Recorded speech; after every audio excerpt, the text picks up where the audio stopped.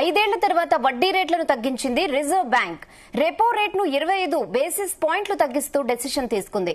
Repo rate 6.50 నుంచి 6.25% తగ్గించింది. 2024 ఫిబ్రవరి 8 నుంచి వడ్డీ రేట్లు 6.50 వద్దే గరిష్టంగా కొనసాగుతున్నాయి. ద్రవ్యోల్బణం కుదుటపడుతోందని ఆర్బీఐ గవర్నర్ సంజయ్ మల్హోత్రా తెలిపారు. వడ్డీ రేట్ల తగ్గింపుతో ప్రజల చేతుల్లో డబ్బులు మిగలనున్నాయి. దీంతో వినియోగం పెరిగి ఎకానమీ పుంజుకోనుంది. గృహ, వాహన, రైతు రుణాలపై వడ్డీ భారం కూడా తగ్గనుంది. జీడీపీ వృద్ధి రేటు 6.7% ఉండొచ్చని ఆర్బీఐ గవర్నర్ చెప్పారు. ఆర్బీఐ వడ్డీ రేట్ల తగ్గింపుతో స్టాక్ మార్కెట్లు స్వల్ప నష్టాలతో ప్రారంభమయ్యాయి.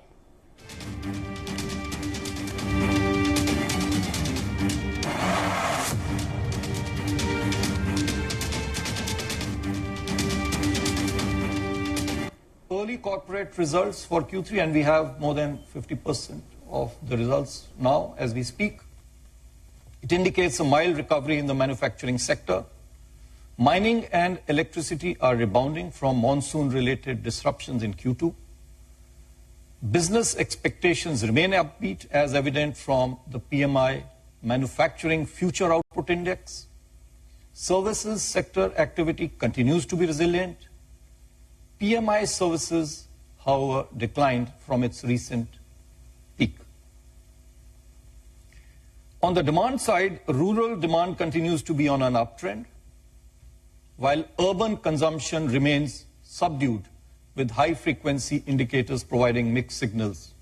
And we are aware, we got the Nielsen survey report also just yesterday. ఇక 5 ఏళ్ల తర్వాత వడ్డీ రేట్లను తగ్గించింది రిజర్వ్ బ్యాంక్. ఇదే విషయంపై మనతో మాట్లాడడానికి ఫైనాన్షియల్ అడ్వైజర్ రేవంత్ చల్మన్ గారు మనతో మాట్లాడడానికి లైవ్ లో రెడీగా ఉన్నారు. నమస్తే రేవంత్ గారు. నమస్తే అండి. అంటే ఆర్బీఐ మానిటరీ పాలసీ అవుట్పుట్స్ పై మీరేమంటారు? సో ఈ డెసిషన్ ని ఎలా స్వాగతించొచ్చు అంటారు? సో మొదటిసారిగా మనకి ఆర్బీఐ లాస్ట్ 5 years లో ఫస్ట్ కట్ అయితే తీసుకొని వచ్చింది. సో కొత్త గవర్నర్ గారు సంజయ్ మల్హోత్రా గారి నేతృత్వంలో మొదటి రేట్ కట్ అయితే మనం ఈ రోజు చూస్తున్నాము. ఆల్మోస్ట్ మే 2020 మనకి కోవిడ్ టైంలో రేట్ కట్స్ అనేవి ఆగిపోయినాయి. అక్కడి నుంచి మనకి రేట్స్ అనేవి హైక్ చేసుకుంటూనే వెళ్తున్నారు. సో మనం ప్రపంచ వ్యాప్తంగా రేట్ కట్స్ అనేవి అటు యుఎస్ లో కానీ, యూరోపియన్ మార్కెట్స్ లో కానీ అన్ని దేశాల్లో రేట్ కట్స్ పోయిన సంవత్సరం జరిగినప్పటికీ ఇండియన్ మార్కెట్స్ లోనే ఎటువంటి కట్స్ కూడా విధించలేదు. సో ఈ సంవత్సరం మనకు 2025లో మొదటి కట్ ఒక 25 basis points అండ్ మనకి రేట్ కట్ తీసుకుని రావడం అయితే జరిగింది. సో గోయింగ్ ఫర్దర్ మనకి మరింత రేట్ కట్స్ కూడా స్లోగా తీసుకొచ్చే అవకాశాలు అయితే కనపడుతున్నాయి. సో మనకి గవర్నమెంట్ యొక్క ప్రణాళిక ఎలా ఉందో మనం గమనించినట్లయితే మార్కెట్ లో లిక్విడిటీ పెంచే ప్రయత్నం అయితే చేస్తున్నారు. సో మనకి ఒక 1 month ముందు మనకు ఆర్బీఐ బాండ్స్ ని కొంటాము అన్న ఒక మాటతోటి 60,000 కోట్ల రూపాయలు మార్కెట్ లో ఇన్ఫ్యూజ్ చేసే ప్రయత్నం చేశారు. అండ్ ఆ తర్వాత మనకి ఫిస్కల్ పాలసీ చేంజెస్ అంటే మనకి ఇన్కమ్ ట్యాక్స్ రిడక్షన్స్ ద్వారా ఎగ్జంప్షన్ లిమిట్స్ ని పెంచడం ద్వారా దాదాపు 1,00,000 కోట్ల రూపాయలు మార్కెట్ లోకి పంపించేసే ప్రయత్నం చేస్తున్నారు. అండ్ అదే విధంగా వడ్డీ రేట్ల భారాన్ని కూడా తగ్గించి మరింత మార్కెట్ లో లిక్విడిటీని పెంచే ప్రయత్నం అయితే చేస్తున్నారు. సో జనాల చేతుల్లోనే డబ్బులు ఉండగలిగితే ప్రైవేట్ పార్టిసిపేషన్ పెరుగుతుంది. అది ఎకనామిక్ స్టెబిలిటీకి కూడా ఒక మంచి ఊపునిచ్చే అవకాశం ఉంది అనేది గవర్నమెంట్ యాంటిసిపేట్ చేస్తోంది. అండ్ బడ్జెట్ లో కూడా వాళ్ళు కొంతవరకు క్లియర్ గా చెప్తున్నారు, పోను వాళ్ళ ఫిజికల్ డెఫిషియట్ ని తగ్గించుకుంటూ వస్తామని, అంటే క్యాపెక్స్ అంటే పబ్లిక్ క్యాపెక్స్ ని తగ్గిస్తాము అని, గవర్నమెంట్ స్పెండింగ్ ని తగ్గిస్తూ ప్రైవేట్ పార్టిసిపేషన్ పెంచే విధంగా మేము చూసుకుంటాము అని చెప్పి ఒక రకంగా చెప్పాలి అని అంటే మనకి ఇది ఒక మంచి అవకాశం అనే చెప్పాలి. గత కొన్నాళ్ళుగా మనం గమనించినట్లయితే వడ్డీ రేట్ల పెంపు వల్ల జనాల మీద వడ్డీ భారం పెరగడం తోటి వాళ్ళ ఎక్స్పెండిచర్ ప్యాటర్న్ కూడా విపరీతంగా పెరిగింది. ఒకప్పుడు బ్యాంకు వడ్డీ రేట్లు ఇంటి మీద మనకి 6.57% మాత్రమే వచ్చేది. అది కాస్త ఇప్పుడు 9.5, 10% వరకు కూడా వెళ్ళింది. ఈ 3% వేరియేషన్ తోటే విపరీతమైన భారం జనాల మీద పడ్డది. అది ఇంటి లోన్లు అనే ఒకటే కాదు, అటు వెహికల్ లోన్స్ అవ్వచ్చు, ఇట్లా రకరకాల వాటితోటి భారాన్ని మోపే ప్రయత్నం అయితే జరిగింది. ఇక నుంచి దాన్ని తగ్గించుకుంటూ లిక్విడిటీని పెంచి జనాల చేతుల్లో ఉన్న డబ్బులు పెట్టే ప్రయత్నంగా ప్రభుత్వాలు అయితే అడుగులు వేస్తున్నాయి. సో మనకు అటు physical policy changes and monetary policy changes రెండు వైపుల నుంచి కూడా లిక్విడిటీని పెంచే ప్రయత్నం అయితే చేస్తున్నారు. ఇది చాలా మంచి విషయం. ప్రైవేట్ పార్టిసిపేషన్ గోయింగ్ ఫర్దర్ ఎకానమీలో పెరిగే అవకాశం ఎక్కువగా కనిపిస్తోందండి. రేవంత్ గారు, అంటే ఈ వడ్డీ రేట్లు ముఖ్యంగా ఏ లోన్స్ కి తగ్గే అవకాశం ఉంది, అలాగే మిడిల్ క్లాస్ కి ఎలా యూజ్ అవబోతోంది ఇది? సో సహజంగా ఇట్లాంటి ఇంట్రెస్ట్ రేట్ కట్స్ వచ్చినప్పుడు పర్టికులర్ గా మనకి హౌసింగ్ సెక్టర్ అనేది కొంతవరకు బూస్ట్ అవ్వడానికి అయితే అవకాశం కనిపిస్తుందండి. ఎప్పుడైనా కానీ మనకి ఇంట్రెస్ట్ రేట్ పెరుగుతుంది అని అంటే డెఫినెట్ గా మనకి ఫస్ట్ ఇంపాక్ట్ అయింది కూడా హౌసింగ్ సెక్టారే. సో ఈ రోజు మనం స్టాక్ మార్కెట్ లో కూడా గమనించినట్లయితే ఫస్ట్ మెటల్ సెగ్మెంట్ బాగా రియాక్ట్ అయింది. అంటే గోయింగ్ ఫర్దర్ కన్స్ట్రక్షన్ యాక్టివిటీ కూడా బూస్ట్ అవ్వచ్చు. వడ్డీ రేట్లు తగ్గించడం ద్వారా సో జనాలు మరింత లోన్లు తీసుకునే అవకాశాలు ఉంటాయి. అటు హౌసింగ్ యాక్టివిటీ బిల్డ్ అయ్యే అవకాశాలు ఉంటాయి. అదే విధంగా ఆటోమొబైల్ సెక్టర్ లో కూడా కొంతవరకు ఊపొచ్చే అవకాశం ఉంటుంది. సో సహజంగా జనాలందరూ లోన్లు ఎక్కువగా తీసుకునే స్పేసెస్ ఏముంటాయంటే ఆటోమొబైల్ సెగ్మెంట్ అండ్ దాంతో పాటుగా హౌసింగ్ సెగ్మెంట్. ఈ రెండు సెగ్మెంట్స్ లో కొంతవరకు కొత్త ఊపొచ్చే అవకాశం ఉండే అవకాశాలు ఉన్నట్టుగా కనిపిస్తుందండి. రేవంత్ గారు, అలాగే ఎంపీసీ అనౌన్స్మెంట్స్ తర్వాత స్టాక్ మార్కెట్ ర్యాలీస్ ఎలా ఉంటాయంటారు? సో స్టాక్ మార్కెట్ అనేది దీన్ని ఆల్రెడీ యాంటిసిపేట్ చేసింది అండి. సో ఇదేమి కొత్త విషయం కాదు. 25 బేసిస్ పాయింట్స్ కట్టు ఉండొచ్చు అని చెప్పేసి ఆల్రెడీ యాంటిసిపేటెడ్ ఇది. సో ఆల్రెడీ యాంటిసిపేట్ చేసింది కాబట్టి పెద్ద ఎత్తున మార్కెట్ లో రియాక్షన్స్ అయితే ఏమీ కనిపించట్లేదు. మార్కెట్ ఇక్కడ స్టేబుల్ గా ఉండే అవకాశాలు ఉన్నాయి. గోయింగ్ ఫర్దర్ మనకి మార్కెట్స్ లో అయితే కనుక ఈ కన్సాలిడేషన్ కంటిన్యూ అవ్వచ్చు. మార్కెట్స్ పెద్ద ఎత్తున పైకి పరుగులు పెట్టే అవకాశాలు అయితే లేవండి. ఓకే రేవంత్ గారు, అలాగే ఆల్రెడీ లోన్స్ పే చేస్తున్న వాళ్ళ పరిస్థితి ఏంటి? వాళ్ళకి కూడా ఇది ఇంక్లూడ్ అవుతుందా? ఇది కూడా వాళ్ళకి ఇంప్లిమెంట్ అయ్యే అవకాశాలు ఉన్నాయండి. కాకపోతే ఇమీడియట్ గా కాకపోవచ్చు. స్లోగా బ్యాంక్స్ వాటికి సంబంధించిన అప్డేట్ అయితే రిలీజ్ చేస్తూ ఉంటాయి.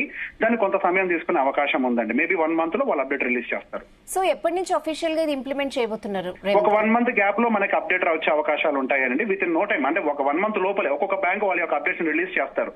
సో ఆర్బీఐ యొక్క మెయిన్ ఉద్దేశమే ఇక్కడ జనాల చేతుల్లో డబ్బులు పెట్టాలి అని చెప్పి. బ్యాంకులు దాని వడ్డీ రేట్లను తగ్గించుకోకపోతే దానివల్ల ఎటువంటి ఉపయోగం లేదు. ఈ వడ్డీ భారాన్ని తగ్గించడం ద్వారా జనాల చేతిలో డబ్బులు పెట్టే ప్రయోగమే కాబట్టి ఖచ్చితంగా బ్యాంకులు కూడా వడ్డీ రేట్లను తగ్గించే ప్రయత్నం చేస్తాయి. ఓకే, ఆర్బీఐ డెసిషన్ తీసుకోవడంపై మీ అనాలిసిస్ ఏంటి రేవంత్ గారు? సో ఆర్బీఐ యొక్క మెయిన్ పాలసీ ఇప్పుడు చెప్పాను కదండి, మనకి జనాల చేతిలో డబ్బులు పెట్టాలి అనే కాన్సెప్ట్. సో బేసిక్ ఇక్కడ మనకి లిక్విడిటీ ఎప్పుడైతే తక్కువ అయిపోతుందో మార్కెట్ లో, జనాల చేతిలో డబ్బులు ఎప్పుడైతే ఉండవో సహజంగా అప్పుడు జనాలు ఖర్చు పెట్టడం అనేది తగ్గిపోతుంది. రీసెంట్ గా వచ్చిన డేటాస్ ప్రకారం మెట్రోపాలిటన్ సిటీస్ లోనే విపరీతంగా కన్సంప్షన్ పవర్ పడిపోయింది. అది ఒక మంచి సంకేతం అయితే కాదు. అదే విధంగా రూరల్ ఎకానమీ కూడా వీక్ అయిపోవడం అనేది మనం గమనించాం. సో ప్రభుత్వం ఇప్పుడు అటు మానిటరీ పాలసీ చేంజెస్ ద్వారా, అంటే ఆర్బీఐ వైపు నుంచి బాండ్స్ పర్చేస్ చేయడం ద్వారా లిక్విడిటీ పెంచాలి, వడ్డీ రేట్లను తగ్గించడం ద్వారా లిక్విడిటీని పెంచాలి అని చెప్పి అటు ఆర్బీఐ సైడ్ నుంచి వాళ్ళ ప్రయత్నాలు చేస్తున్నారు. అదే విధంగా ఫిస్కల్ పాలసీ చేంజెస్ ద్వారా, అంటే ఇన్కమ్ ట్యాక్స్ రిడక్షన్స్ అయి ఉండొచ్చు, ఇట్లాంటి వాటి ద్వారా కూడా కొంతవరకు డబ్బుల్ని జనాల చేతిలో పెట్టే ప్రయత్నం అయితే ప్రభుత్వం చేస్తోంది. నా అంచనా మేరకు రానున్న నెక్స్ట్ 2-3 సంవత్సరాల వరకు కూడా మిడిల్ ఇన్కమ్ గ్రూప్ మీద ఎక్కువగా ప్రభుత్వం ఫోకస్ పెట్టే అవకాశాలు ఉన్నట్టుగానే కనిపిస్తోంది. గత 10 సంవత్సరాలుగా ఎక్కువగా వెనకబడ్డటువంటి వర్గం ఏదైనా ఉంది అని అంటే అది డెఫినెట్ గా rural economy and middle income group people మాత్రమే. సో దాని ఇంపాక్ట్ చాలా ఎక్కువగా ఎకానమీ మీద కనిపిస్తుంది. వీకెన్ అయిపోవడంతో, కన్సంప్షన్ వీకెన్ అవడంతో వాళ్ళ చేతిలో డబ్బులు పెట్టే ప్రయత్నం 2-3 సంవత్సరాలు కూడా కొనసాగచ్చండి ఇంకా.